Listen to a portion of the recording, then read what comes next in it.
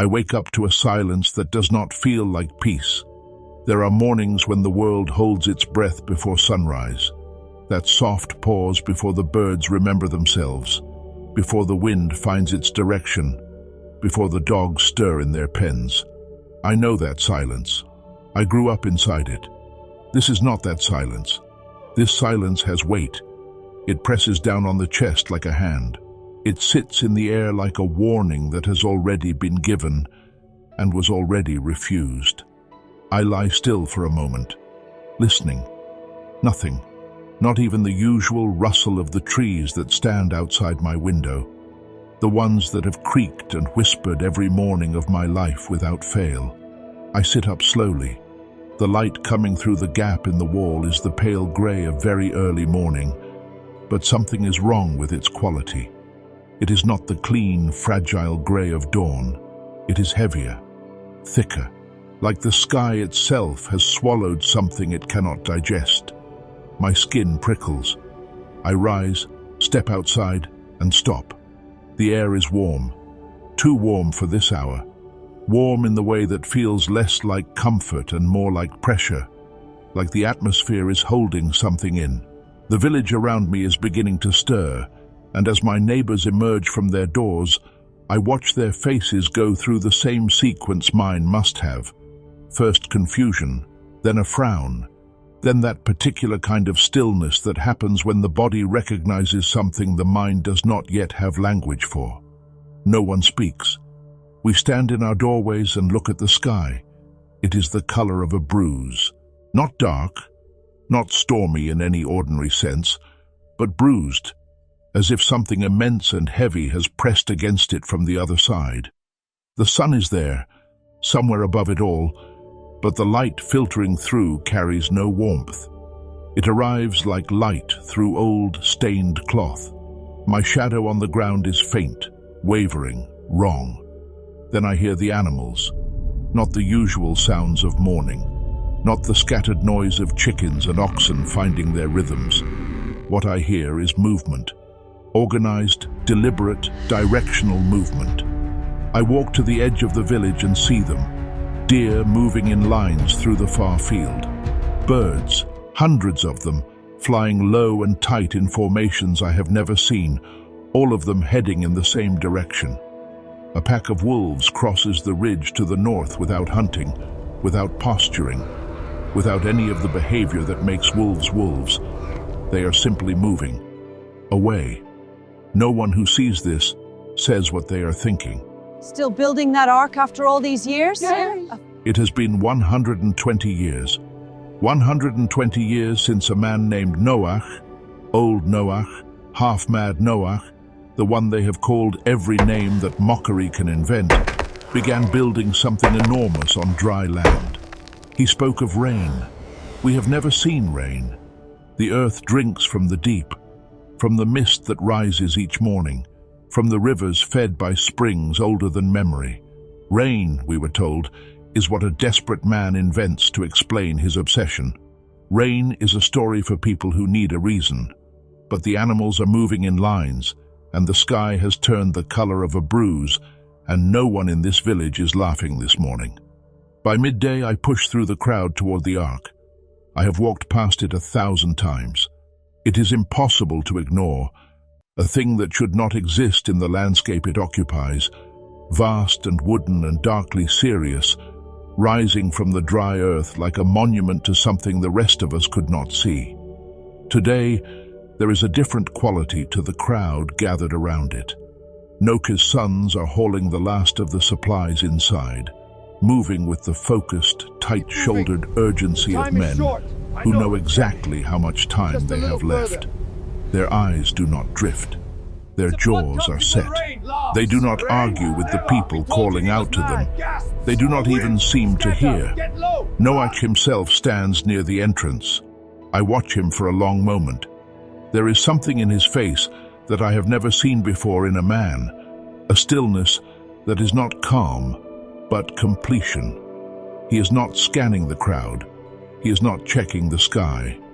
He is simply present, in the particular way of a person who has finished a very long task, and now waits for what comes next. He looks like a man who has already said everything he was ever going to say, and has made his peace with the fact that no one listened. A man beside me spits on the ground. "Rain," he says, and the word comes out like something he is chewing. Rain. From where? From what? He laughs, but it is a short laugh, a reflexive one, and it does not quite reach his eyes. I say nothing. The entrance to the ark is still open. I know that because I am looking at it when the wind comes. It does not arrive like a gust. It does not arrive like weather at all. It arrives like the exhale of something ancient, one long, slow, rolling breath that moves across the landscape from horizon to horizon, bending every tree in a single direction, flattening the tall grass as if a giant hand has swept across it. It carries a smell I cannot name, something wet and mineral and deep, like the interior of the earth, like the smell of stone that has never seen light. The first drop hits my forehead. I reach up and touch it. Cold. Not dew. Cold in a way that speaks of distance, of having fallen a very long way. Another drop. The woman next to me holds out her open palm and stares at it as if the water in her hand is something she cannot categorize. Around us, others do the same. Hands lifted, faces upturned, wearing the expression of people encountering a thing they have heard described but never believed was real. Then the sky breaks. There is no other word for it. It does not begin to rain. It ruptures. The water does not fall. It arrives all at once in a solid roar, crashing down in sheets so dense that the ark itself disappears behind a wall of white noise. Thunder does not rumble. It detonates, one concussive punch after another, and the sky lights up between the blows with a fractured, violent white that strips away shadow. The ground at my feet transforms instantly from dust to river. I cannot see 10 feet in any direction. From somewhere in the grey wall of water, I hear the first scream. I know immediately it is not a scream of fear of rain. It is a different register. The sound a person makes when they realize that the thing they thought they understood has revealed a second, larger dimension they never accounted for. Within minutes, the ground that has always been dry begins to move. Ditches become rivers. Pathways become channels. The low field to the east, where children play, fills in the time it takes me to blink and becomes a churning brown surface that swallows everything on it. People surge toward the ark. I am carried with them in the crush of bodies, shoulders pressing, elbows, wet cloth, voices shouting things over the thunder that the thunder swallows immediately. Men are beating their fists against the wooden hull. I hear names, sons named, wives named, God named, and the rain does not distinguish between them. A woman in front of me is screaming words that have collapsed into pure sound, her hands raking at the wood, her fingernails breaking. I press my own palm flat against the planks. They are completely soaked, dark with water, but solid. Solid in a way that feels almost stubborn, as if the wood itself has made a decision. I stand there with my hand against the ark, and I feel something move through my chest that I do not have a name for, a realization arriving too large for the body to contain. The ark is not opening, not from a lack of effort on the outside. It is sealed from within, and the sealing has a quality to it that no amount of force from the outside will change. Something already decided this. Something already completed this moment before I arrived at it. The ground shudders. Not like an earthquake. I have felt earthquakes. This is different. This is the earth losing its argument with the water. This is foundations releasing their hold. Far in the distance I hear a sound I will carry with me for the length of whatever remains of my life. A deep, cracking, tearing roar. Like the seams of the world are coming apart beneath the sediment, like the deep places that have always held their water are now simply opening. A wall of brown water rolls through the valley. I see it before it reaches me. see it lift carts and animals and human beings with the same indifferent momentum, carrying everything forward in a boiling mass that has no relationship to the things it contains. I run. The ground beneath my feet is already ankle deep and deepening fast. I find a tree, a large one, old, the kind that has outlasted everything else in this valley, and I climb until I can grip the highest branch that holds my weight. The bark tears my hands open.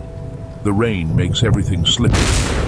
The wind presses against my back with a persistence that is not gusting but constant, a steady, irresistible force that seems to come from everywhere at once. Through the curtain of rain, I can see the ark. It is moving, not like something caught by the water, like something released by it. It sits on the surface with the quiet authority of an object that was built for exactly this moment. Massive, deliberate, unhurried, while everything else in my field of vision is chaos. It does not toss. It does not struggle. It rises with the water as if the water is not its enemy but its element, finally arrived. I watch it until it disappears. The branch beneath me bends. The water has reached my feet, my knees. It pulls with a force that has no opinion about me. It does not want me. It does not hate me. It simply is, and I am in it, and that is the whole of the matter. In this moment, with the world I knew dissolving in every direction, I think about the days I passed that open door. The mornings I heard the voice of Noach and found something more interesting to do.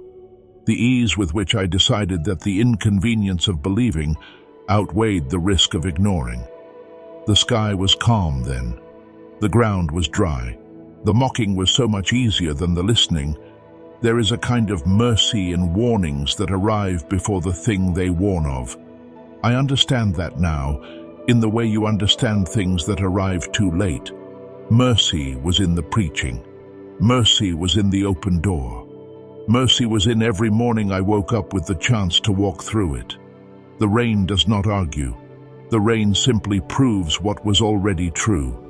The water prevailed, and the waters increased greatly, and the ark floated on the face of the waters. Genesis 7. If you want the next part, Inside the Ark, subscribe, and comment the word Ark. This is a work of Christian inspirational fiction set in the biblical world of Genesis. All visuals and videos used in this production were generated by artificial intelligence for the purposes of faith-based storytelling and edification.